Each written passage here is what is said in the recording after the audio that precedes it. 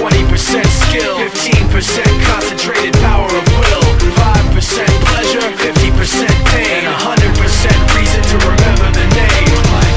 He doesn't need his name up in lights, he just wants to be heard, whether it's now. You wanna know, you want a name, you wanna call me motherfucker now. You wanna know, you want a name, you wanna say it doesn't matter now. You wanna know, you want a name, you wanna call me motherfucker now. You wanna know, you want a name, you wanna say it doesn't matter now. Now you wanna know, now you want a name, now you want a place, now you want a time, now you wanna know. Now you wanna know, now you want a name, now you want a place, now you want a time, now you wanna know.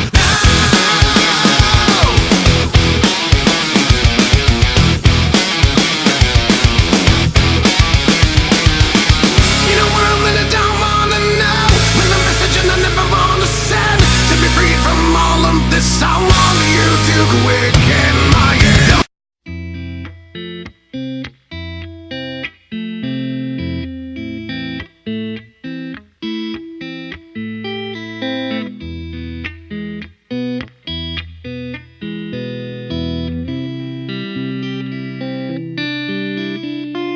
I knew this kid named Alberto, funny style cat, and his girl looked like a turtle. Not Lisa Turtle, just a turtle. High school track, he ran the hurdle. His peers shed tears senior year when he got murdered. Now Alberto was your average A student, participated in class, never came late and never true. And his family was picture perfect, his older sister was prom queen. His dad a decorated vet for the Vietnam team. His mother was dear Abby, an ordinary housewife. Like clockwork, always had dinner on the table at 5. But Alberto had a monster he kept under his bed, and instead of letting it out, he just got a girlfriend instead. She knew something was funny, she could tell by his behavior, or the way he flamboyantly shook his hand when he would wave to her. She thought nothing of it and just shoved it in the closet, until the day the word dripped out like leaky faucet. Alberto was homosexual, I ain't have nothing against it, but little Ronnie Johnson and all his football player friends did. They always pick a dad, call him back and such, and couldn't wait to get the gym so they could really bust his nuts. The gym teacher never cared, he just joined in on the action, make silly gestures and compare him to Michael Jackson. Alberto couldn't take it, he just stopped showing up, and whenever he walked the halls he just felt like throwing up. And at night he would cry and ask God why, like, God, why in the fuck I had to be born this way? God would reply, son, you gotta show him you're more than gay. You gotta show him you're more than gay.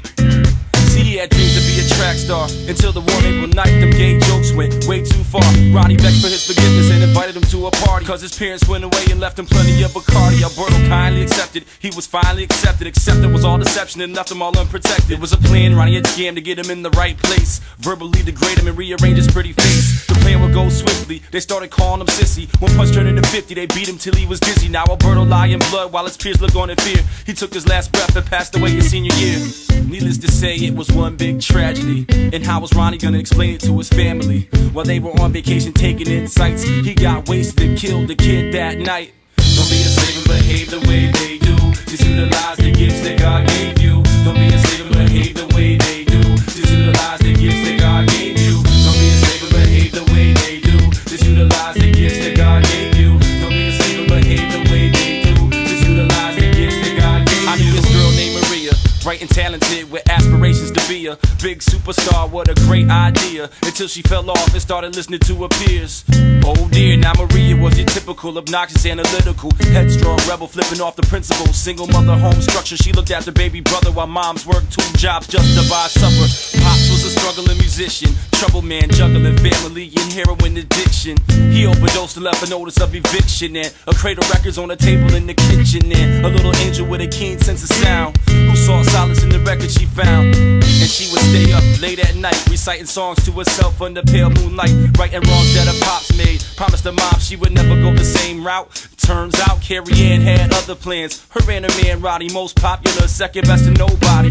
Homecoming queen versus ugly duckling, and the story ends the same way. Okay, Ronnie's parents went away for a couple of days and told him no drinking. What the fuck was they thinking? Maria was oblivious that her boyfriend had already been invited. So when Carrie Ann asked, she got all excited, like damn, now I got something to look forward to.